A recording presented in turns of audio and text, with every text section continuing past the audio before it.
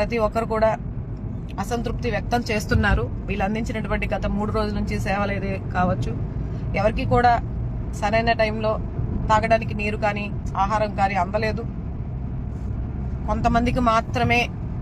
ఈ సందర్భంగా నేను ఒకటి కూడా చెప్తూ ఉన్నాను, ఇది పార్టీనో ఏదేమైనా అనేది మీరు మీ ఇష్టం, మీ ఆలోచనకే వదిలేస్తూ ఉన్నాను.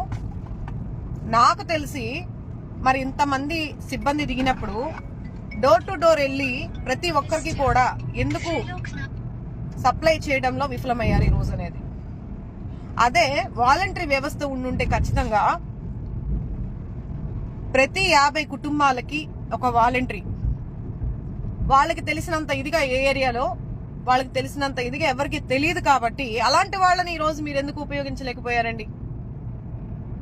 అలాంటి వాళ్ళని ఈరోజు అధికార ప్రభుత్వం వాళ్ళు ఉపయోగించి ఉంటే ప్రతి ఒక్కరు కూడా ప్రభుత్వం నుంచి వెళ్ళేటటువంటి సహాయ సహకారాలు అందుకునేవాళ్ళు.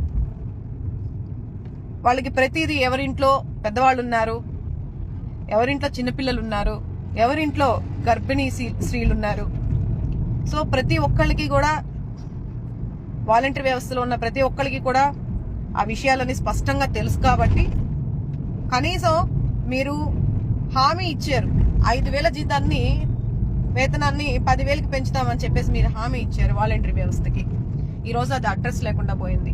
అట్లీస్ట్ ఈ టైంలోనైనా వాళ్ళని ఉపయోగించి ఈ వారం రోజుల్లోనో, ఈ 10 రోజుల్లోనో, లేదా ఈ 3-4 రోజుల్లోనో వాళ్ళని ఉపయోగించి ప్రతి 50 కుటుంబాలకి ఎక్కడైతే లోతట్టు ప్రాంతాలు ఉన్నాయో, వరద ముప్పుకి గురైనటువంటి ప్రాంతాలు ఉన్నాయో ఆ ప్రాంతాల్లో వాలంటరీ వ్యవస్థని మీరు ఎందుకు ఉపయోగించలేకపోయి ఉన్నారు?